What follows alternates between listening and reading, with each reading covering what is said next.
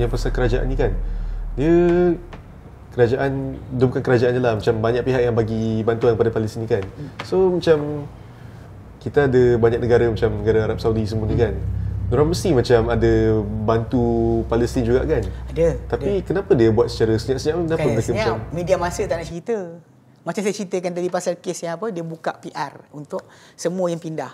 Kalau kita pergi kat Mekah kan, perasan tak ada orang Patani, orang Thailand kan duduk sana, beranak sana.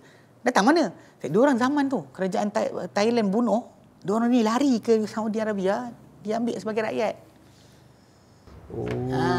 Diorang ambil sebagai rakyat terus. So tapi benda macam ni orang tak tahu. Sebab tak ada orang report, tak ada orang beritahu. Media masa tak pernah kerja untuk Islam. Basically kalau kita faham betul kan, media masa tak kerja untuk Islam. Dia sentiasa buat kerja yang opposite. Lain orang cakap, lain dia buat. Macam baru ni kan ada kes apa, macam dulu sebut Syekh Albani rahimahullah. Bila orang kata dengan dia, kononnya Imam Syekh Albani kata tak ada jihad di Palestin. Cerita dia jawab soalan pada orang tua. Orang tua ni datang tak larat nak lawan. Kan dah tanah kena rampas. Dia kata pindahlah. Jihad sebagainya. Dia kata untuk engkau tak ada jihad.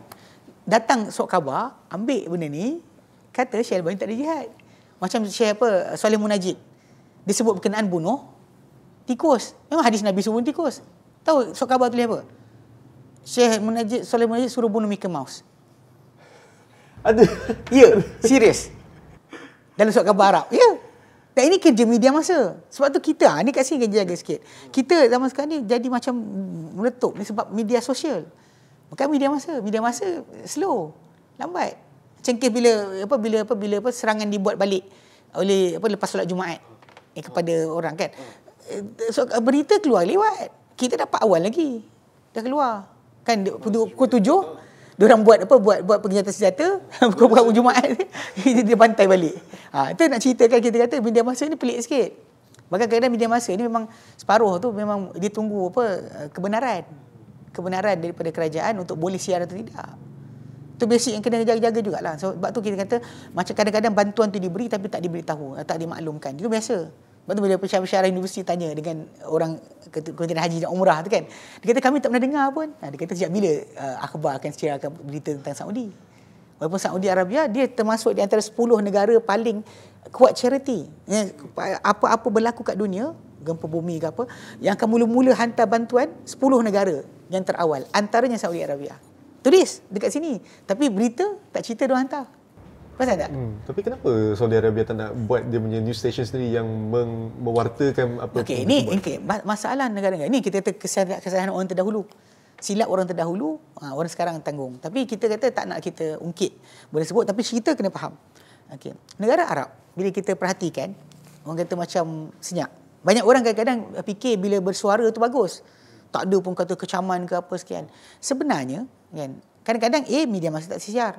Atau B kedua, diorang menjaga kemaslahatan rakyat mereka. Okey, kena faham.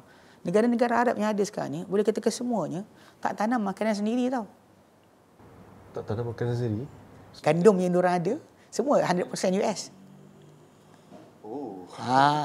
Ni benda ni rentetan zaman dulu. Zaman ketika dulu, diorang buat macam tau. Ni orang Yaman cerita kami. Dia kata satu zaman dulu, orang Yaman pun tanam gandum, jagung sebagainya. Tapi bila datang, dilambakkan gandum US dengan harga sangat murah. Bukan 2 kali ganda murah. Berganda-ganda murah daripada gandum tempatan. Sampai orang berhenti tanam. Orang kata kalau aku tanam, aku nak jual apa? Gandum US masuk. Ketika tu, setengah menteri-menteri Arab menyangka bahawa itu cara US untuk bantu dunia ketiga. Tapi sebenarnya itu cara untuk kuasai ekonomi negara tersebut. Dia tak kisah lambat kan. Bahkan US dia charter tau. Gandum ditanam di mana-mana tempat. Di Kanada pun. Dia dah beli siap-siap. Dia beli pedagang, beli siap-siap. So kita datang nak beli, tak ada. You will not get any gandum. Semua gandum US dah beli. Ni kena faham Jadi bila dah macam ni jadi. Ni negara Arab. Okay. Kalau kita duduk tempat diorang pun kita akan buat apa? Sebab kalau diorang cakap benda kan bukan, dan katakanlah US stop makanan, yang mati rakyat siapa? Rakyat Arab. Rakyat dia mana? So as a leader, if you are a leader, awak buat apa? Cakap. You say something, kan, sok khabar tangkap, tapi don't tutup makanan. So Yang mati rakyat kita. What will you say something? Kalau rakyat kita kan mati? Kalau You as a leader? Kalau saya, I see all this happening ni, I suruh my rakyat tanam gandum balik lah. Dekat sini masalah Then dia. after that, I say what I want. Dekat situ, kalau perasan hari tu kan, ketika transition kerajaan Mesir daripada sebelum Sisi. Siapa sebelum ni? Mursi kan. Dia orang buat nak start, sebab dia orang jatuh kan. Kalau kita tengok sekarang macam contoh macam Sudan kan. Dia letak Sudan Utara, Sudan Selatan. Kenapa dia pecahkan? Sebab Sudan Selatan subuh. Dia bagi kat Kristian. Sudan Utara ada minyak dia tapi tak subuh. Pasal yang ini lagi penting. Sebab kalau Sudan tanam gandum kan, boleh tampung makanan seluruh tanah Arab. Lepas tu dia pecah siap-siap. Make sure that even though yang Kristian tak boleh govern pun. Sampai sekarang yang selatan yang the Kristian pegang tak ada apa. Asyik mati, yang ni naik bunuh, yang ni naik bunuh. All the leaders yang naik kena bunuh. Kan? Tak stabil langsung. Tapi cerita dia kat sini lah. Jadi yang selatan tadi dia take over. Don't sekat.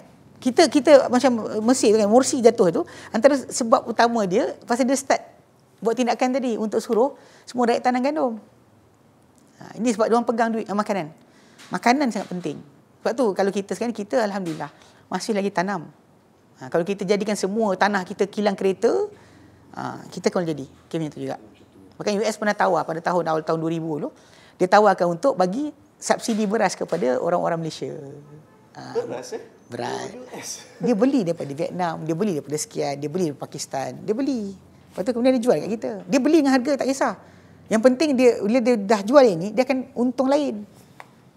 Ini the way dia kuasai ekonomi. Banyak orang tak faham. Jadi tanah Arab tadi kan, kita kata the nation yang ada tadi. Dia problem sini, nak beli dari luar tak boleh. Dia nak tanam sendiri pula, ada perjanjian. Macam Mesir, dia dapat perjanjian Camp David dan sebagainya kan. Dia tak boleh tanam. They cannot plant. Kenapa? Pasal perjanjian tu, pasal US bagi dia 3 bilion every year. For the sake of jaga sepadan, jangan bagi orang masuk ke Gaza. Yes. Ada perjanjian. Perjanjian tu kita orang dulu buat, orang sekarang tanggung. Macam dulu macam kes tadi kan, tanaman tadi, memang last kali berhenti. Tak ada siapa sanggup nak tanam dah. Sebab gandum US datang, murah daripada gandum orang. So last kali berhenti. Orang berhenti tanam gandum, lepas tu US naik, ikut stabil balik. Tapi cerita dia, from that moment, orang tak tanam dah. That happens. But actually to become a farmer, you have to be actually passionate about farming. Untuk just because you macam kita sini kan tiba-tiba nak pergi macam mari bercuk tanam, tidak. Oh tidak. China try buat. China zaman Mao Zedong dahulu dia pernah buat benda ni. Dia suruh semua orang bila time nak harvest, nak buat tanaman, semua orang kena bercuk tanam. Doktor, engineer, lepas masa bekerja keluar pergi sawah cucuk tanam. Problem dia, petani tadi ada passion, dia ada kesemangat, kesungguhan. Yang awak doktor dapat sibuk dekat hospital sampai kat pendang. Apa sanggupnya? Macam kita tengok macam dekat Malaysia tukang orang yang ni, turai getah. Turai getah jadi tak dapat banyak pun. Tapi diorang hidup macam tu. Kalau perhatikan balik, diorang akan keluar pukul 5 pagi. Pasal dia nak kutip tengah hari, getah. So 5 pagi dah keluar. Gelap-gelap tu pakai lampu. Awak 5 pagi nak bangun. Macam mana kan? Bangun sahur pun dah seberat. Bangun makan pun tak nak kan. Tu basic kena faham. Basically benda tadi untuk start to change agak susah. That's the thing yang banyak orang tak faham. Pasal tanah Arab ni, semua negara-negara Arab, makanan dia bergantung dengan US penuhnya. Dan kita pula kat sini pula, kita suka komplain kata diorang tak cakap benda. Apa solution kita untuk diorang? Macam kita nak tolong diorang? Diorang kita kena fikir juga. Kalau kita boleh buat take over masalah penghantaran ni kan, ya kita boleh buat. Tapi kalau tak boleh, kita jangan paksa diorang untuk buat benda yang membahayakan nyawa diorang. You tell them to do, say something, take your army dan sebagainya. Oh jangan. Saya ingat benda macam ni yang kita terkis kesungguhan, semangat kita tapi memusnahkan diri sendiri. Itu tak patut. Sebab tu kita macam kes yang jihad tadi, kenapa yang diorang tak buat lagi? Pasal Arab dah buat. Arab pernah buat dulu perang. Arab Israel. 6 days kan, 6 hari perang. Yes, 6 day war tu. Tapi last kali Mesir tarik tentera. Pasal tempat dia masuk dah Mesir. Jamal Abdul Nasir khianat dan habis. So jadi benda macam ni kita kena faham sejarah dulu apa jadi. Yang menyebabkan diorang rasa macam tunggu dulu sekejap. Pasal kalau nak buat ni kena all out lah. Kita nak suruh orang all out. Kita pun kadang-kadang senaman pun tak cukup kan. Jalan kaki sampai depan pun dah mengah. Lepas tu nak jihad apanya kan. So kena agak tu clarify betul-betul lah.